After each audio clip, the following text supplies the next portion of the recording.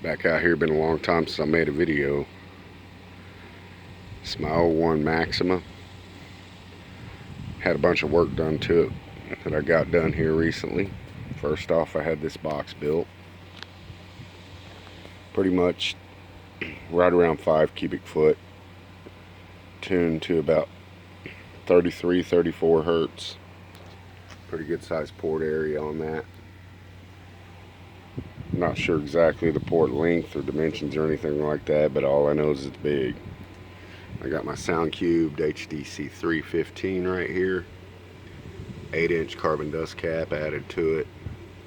Went ahead and did the graffiti logo on there. Thought it kind of looked cool. I used to do graffiti when I was a kid, so that kind of threw me back and had to get it. Got your normal Duralast Platinum AGM here. 95 amp hour, pretty good little AGM. But I just recently added this. Had a friend of mine needed some door speakers, so I traded him that and a little bit of cash for this. He got me a Kinetic HC 2400 AGM. Actually helping me a lot hold my voltage up. I got it all zero gauged out, finally finished that up. Other than this little negative connection right here, I'd like to eventually get this done in black. I went ahead and went under my hood. I'm going to go ahead and pop that real quick for you. Should have had this done. My bad. Yep. Car's kind of a mess. Haven't cleaned it out yet. Might as well show you the amp rack. It's still as ugly as it ever has been. Went ahead and put my 1500 back in that I had to fix. All 3 of the caps came loose on it. I had to solder them back down. Lucky me, I was able to fix it and it works great. It's been running in here for, I'd say about a month and a half now, 2 months, no problems. Went ahead and put my smaller little prime amp. I've had this thing for a while, man. I used to have this in my Jeep, running my doors. And I use my mids and high amp in here in my wife's car on her sub, since it's a 2-channel AB. So I needed something that'd fit. I got a T404 that's going to go in here eventually, but with this amp rack it won't fit in this little spot. So for now I've got the 150.2 prime. You can see that. And then this amp was cheap. But, you know, you tune it right, get the right speakers on it. It sounds pretty dang good for less than $100. You can probably pick one up on Amazon for a good 70 bucks at the most. And it'd be worth every penny, because it sounds really good and it's been durable. I've had this amp for 6 years. Never once had a problem with it. So, if you got a budget in mind, go ahead and use the Prime. Good stuff, man. You're going to get what you pay for and then some. Anyway, on to under the hood. Squeeze down and get this hood up. Alright, here we go again. Got a 70 amp hour Duralast Platinum AGM. Went in and switched over to all marine terminals. Eventually I'm going to upgrade this all to what it should be, but for now it's working. So I'm going to leave it the hell alone. Got zero gauged out. Once again, I did a big 4. You know, this is a ground. Sorry, my willow tree is molesting me currently. This is my ground from my battery to my body now. I went ahead and did it up here. I don't know if a lot of you is going to say that's a bad idea or not, but I at least make sure it's, you know, ground down, touching good bare metal. But I want to switch this to black, so that way it is silver tinned and I won't have any as much problems with corrosion. Make it match the rest of this. This one's going down here pretty much to where my starter mounts on the engine. I got my main feed running across.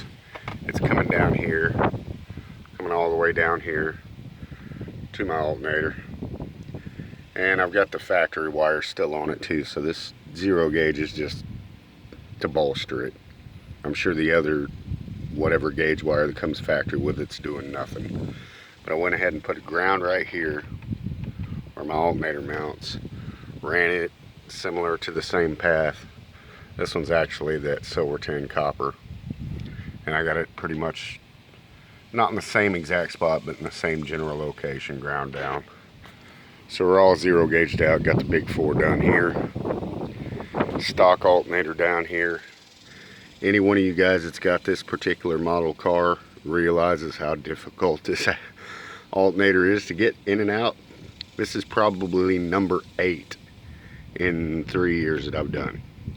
I did 5 alternators in less than a month. Finally found a good one. This one I got at Napa. It's a, I'm pretty sure it's a Bosch. I can't remember 100%, but I think it's a Bosch. And I've had no problems at all out of it.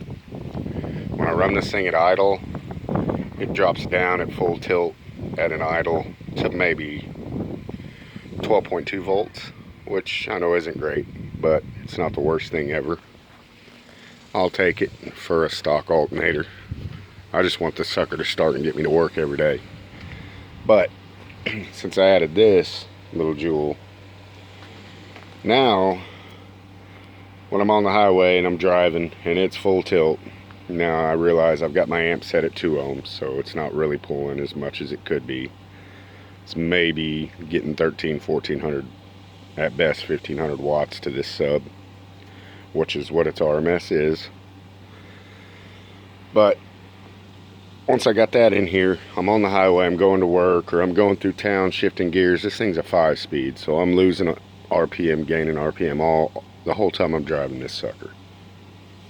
And it drops to maybe, at the lowest I've seen, is 14.3 volts, so I'll take that all day long. Tells me that amp's happy as can be. Also, I've got 48 square foot of QMAT Soundqubed sound deadener, clearly because I'm a fan. It's all through here, all on the floor, all on the walls. I sealed everything up. Got a little piece hanging. Let me stick that back up here. See, I'm not hiding crap here. I'm not perfect. I don't do this for a living.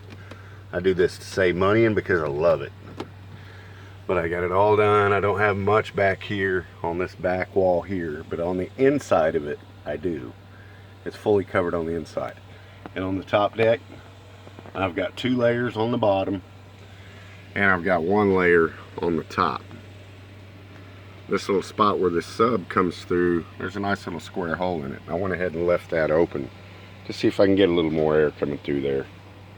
Eventually I might seal it off just to see if it does anything, but I doubt it. Probably makes no difference at all. But that's where I'm at with it.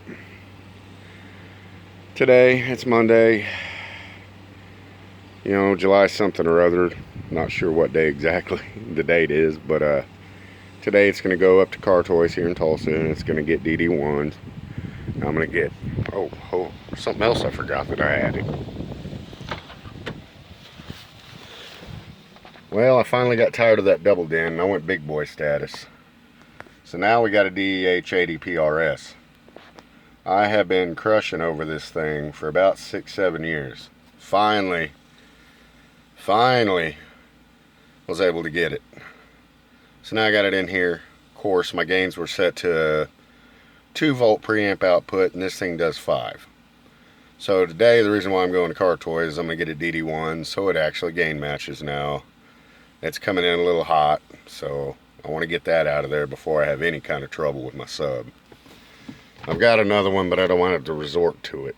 I'd rather keep that second 15 as a spare, or maybe eventually I'm going to upgrade it to an HDX 315, because that stinking FS on that is so stupid low that it'll match my box way better. But I got to get it up there, get this DD1'd, get it all set up, and I'm going to see if I can have these fellows tune this thing for me, do my overlaps and all that, time alignment. Maybe I probably won't mess with time alignment. I don't do sound quality. I just want it to be loud and sound fairly good, which it does. Decent little pioneers in the door that I've replaced. These are just temporary, guys. I just wanted a little more, not just vocal range, but wanted a little more of the bass guitar, a little more of the kick drum when I do decide to play something like some light rock or some jazz. Guys, I'm 44. I listen to everything, dude. I grew up in the 80s. That's all I did was listen to music. Didn't watch much TV. Played sports, listened to music. So I listen to everything in here. Now, I ain't gonna lie, mainly I listen to rap.